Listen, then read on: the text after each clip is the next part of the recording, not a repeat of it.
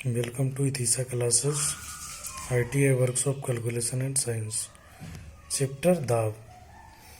पिछले क्लास में हम लोगों ने बल और दाब के अध्ययन के बारे में पढ़ा।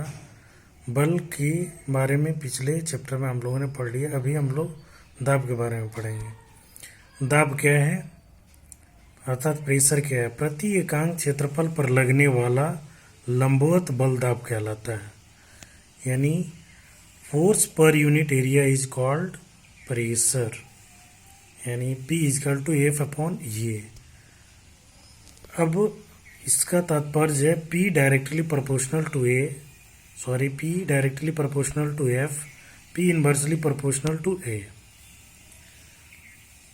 यदि P को कांस्टेंट रखा जाए और क्रॉस सेक्शनल एरिया का मान घटाया जाए तो दाब का मान बढ़ जाएगा। जैसा कि हम लोग जानते हैं, सुई का चुभना यानी उसका क्रॉस सेक्शनल एरिया कम है, जिसके कारण कम बल लगने पर भी सुई आसानी से चुभ जाती है। उसी प्रकार चाकू से फल या सब्जी काटना, यदि उसके धार का क्रॉस सेक्शनल एरिया कम किया जाता है तो उस पर कम बल लगाने से प्रेशर बढ़ जाता है, जिससे आसानी से वस्तुएं कट जाती है। अब आइए इसके यूनिट के बारे में अध्ययन करें। P is equal to F upon A है, अर्थात ऐसा यूनिट की बात करें यदि, तो F का unit F equal to newton और cross sectional area equal to metre square, यानी न्यूटन प्रति मीटर स्क्वायर। इससे पहले हम लोग जान सकते यूनिट इसमें दो तरह का है, एब्सोल्यूट यूनिट और डेराइव्ड यूनिट। एब्सोल्यूट यूनिट के अंतर्गत है MKS, CGS, FPS। तो प्रेशर का एब्सोल्यूट यूनिट की बात करें तो MK सिस्टम में प्रेशर इजकल टू होता है न्यूटन प्रति मीटर स्क्वायर, जिसे हम पास्कल कहते हैं।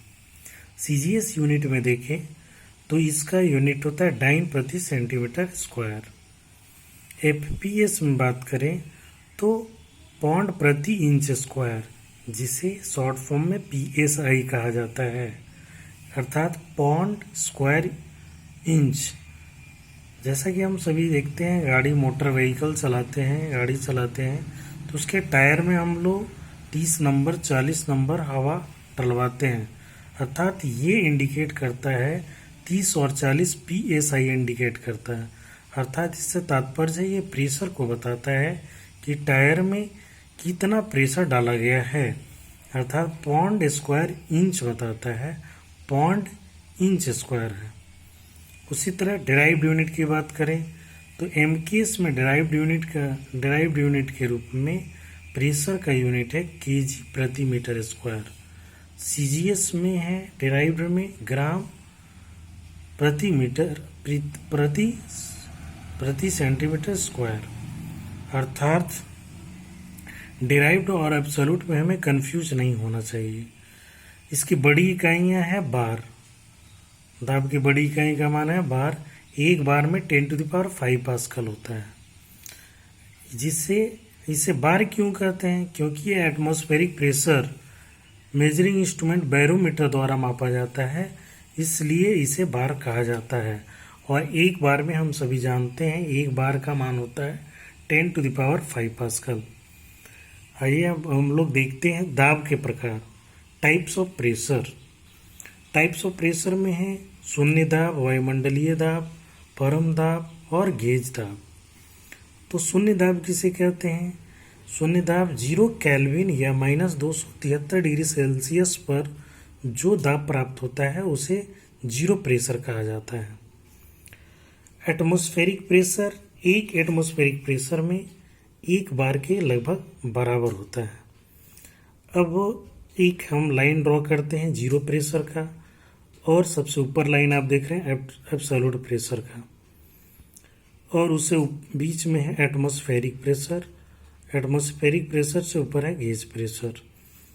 तो जब एब्सोल्यूट प्रेशर किसे कहेंगे? Measure from reference pressure zero pressure से, यदि अगर हम जीरो प्रेशर से यदि रेफरेंस लेते हैं तो वह प्रेशर एब्सोल्यूट प्रेशर होगा।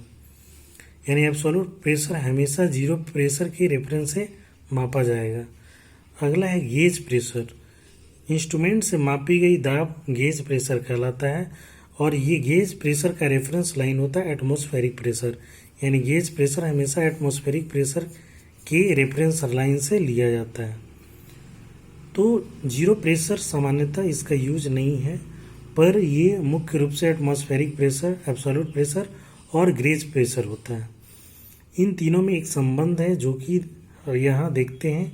गेज प्रेशर बराबर होता है absolute pressure minus atmospheric pressure, अर्थात एब्सोल्यूट प्रेशर बराबर होता है gauge pressure plus atmospheric pressure.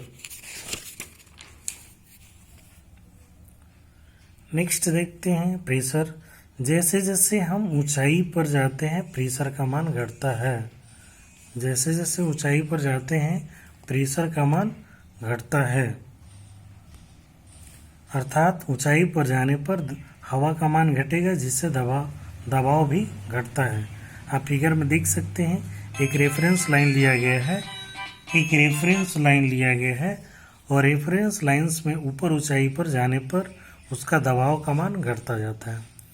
लेकिन जैसे जैसे हम पानी अर्थात गहराई में जाते हैं तो दाब का मान बढ़ेगा, क्योंकि आप डेप्थ में जाने पर इसमें पानी का दबाव तथा वायुमंडलीय दबाव दोनों लगता है।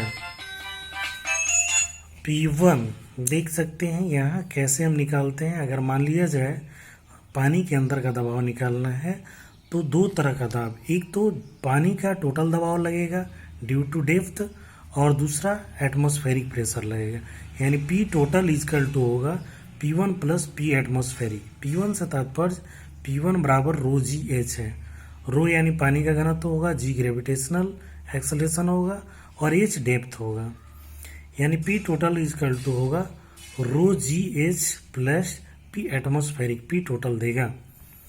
जैसे आप गोताखोर को देखते हैं, अचानक वो पानी में नीचे जाता है तो उस पर ढेर सारा दबाव लगता है, लेकिन गोताखोर जब ऊपर आता है तो वो धीरे धीरे आता है। रीजन क्योंकि वह जब नीचे रहता है तो उस पर P एटमॉस्फेरिक प्रेशर और पानी का दबाव दोनों लगता है और पानी का दबाव डेप्थ पर निर्भर करता है। यदि डेप्थ का मान सडनली जीरो हो जाएगा तो सिर्फ वायुमंडलीय दबाव लगेगा, जिसके कारण उसके शरीर से ब्लड आना शुरू हो सकता है। नेक्स्ट पढ़ते हैं पास्कल का नियम। किसी द्रव के अंदर समान सतह पर किसी वस्तु पर लगने वाला दबाव सभी दिशाओं में समान होता है। इसका प्रयोग हम सामान्यतः हाइड्रोलिक जैक वगैरह में गाड़ियों को उठाने में करते हैं।